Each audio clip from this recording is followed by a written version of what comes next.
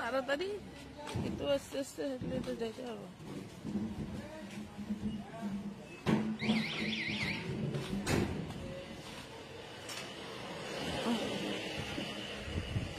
যাচ্ছি ঘুরতে।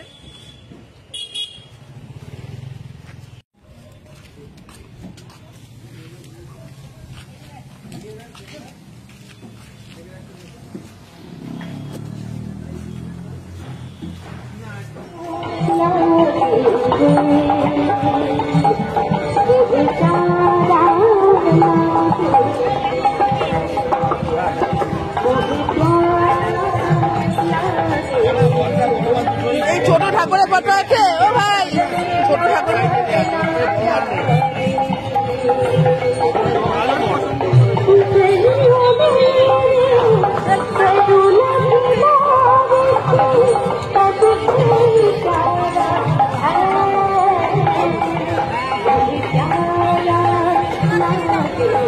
ছোট ঠাকুরের ফটো আছে।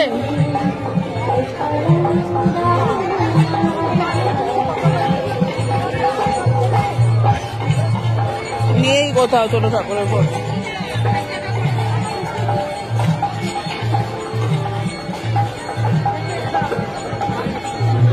এই ছোট ঠাকুরের ফটো আছে।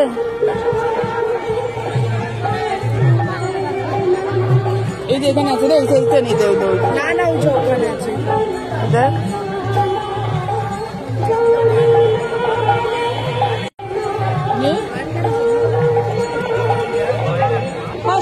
কিন্তু ব্যাগটা কই? হাট করা দিল না, বাইরে যাবো তো।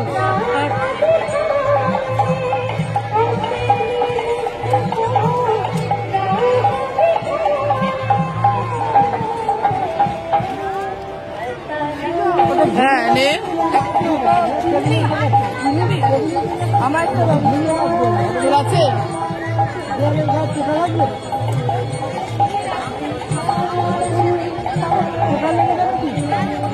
বাবাইদা সমেত নিয়ে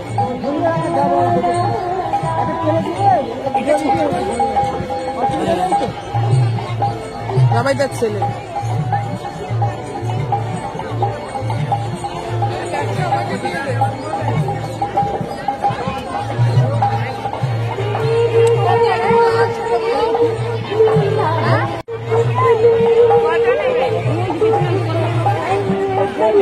আমার ব্যাগের মধ্যে দেখ টাকা আছে, টাকা আছে তোর কাছে? কত দাম? এই যেখানে আছে দেখ।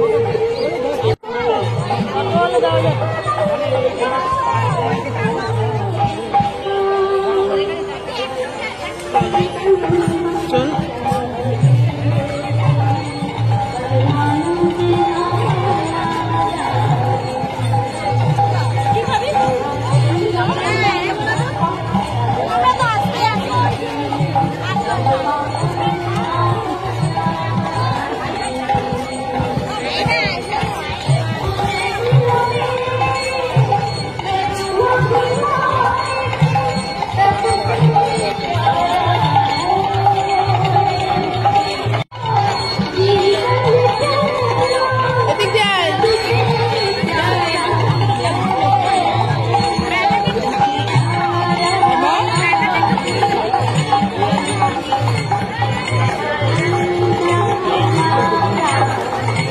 সাবধানে রাখিস।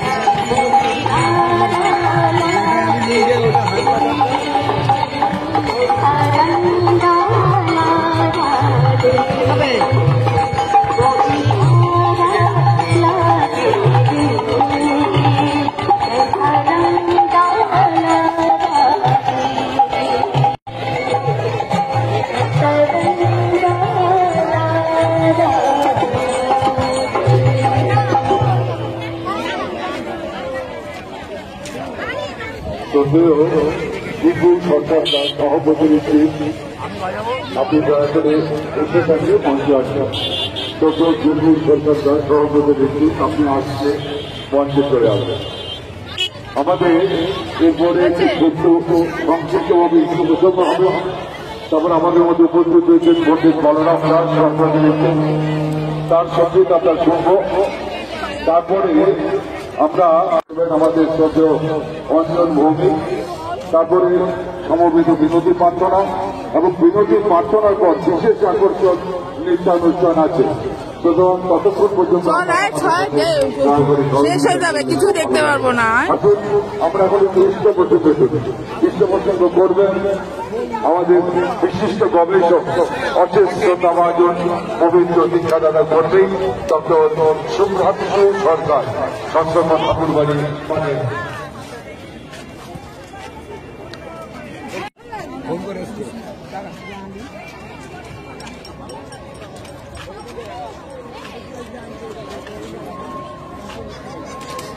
বসার জায়গাই তো দেখি না, তাই বলছি।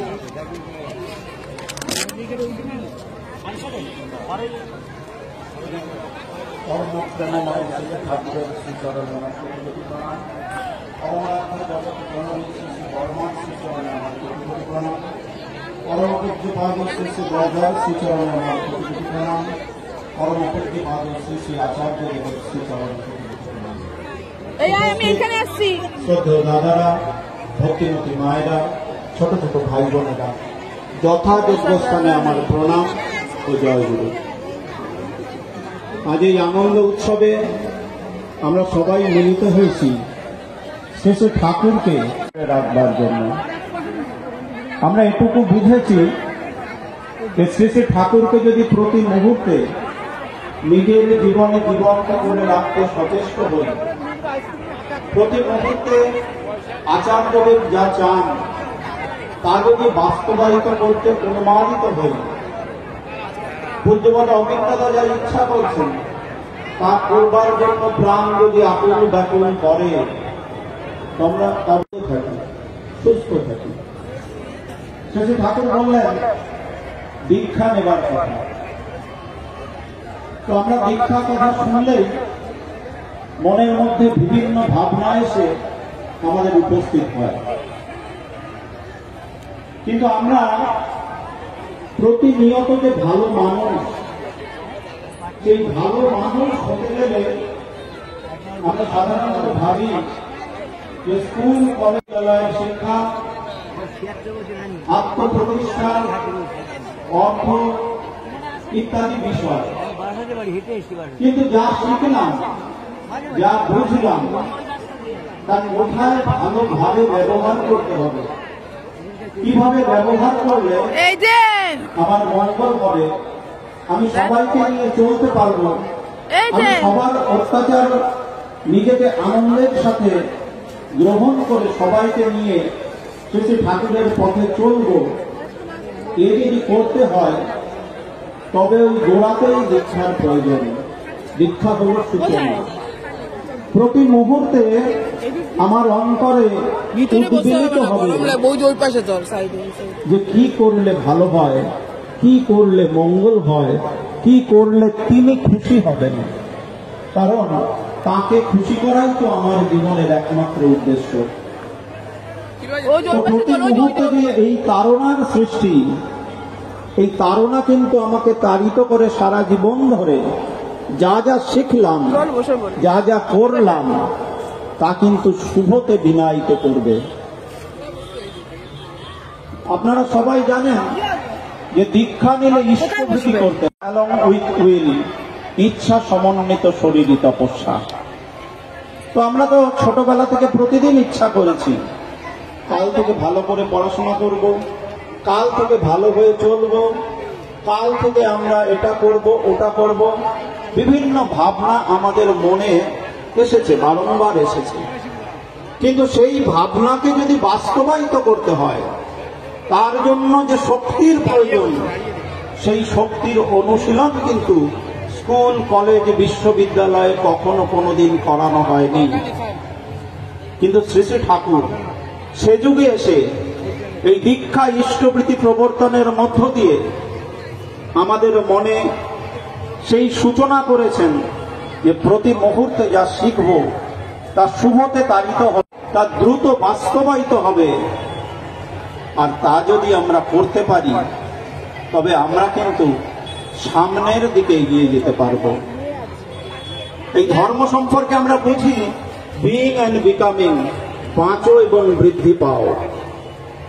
তো একবার আমার এক বন্ধু বলছেন যে বাঁচতে গেলে এবং বাড়তে গেলে তো খাওয়া দাওয়া, মলমূত্র ত্যাগ, আত্মপ্রতিষ্ঠা, টাকা পয়সা ইত্যাদি হলেই হয়।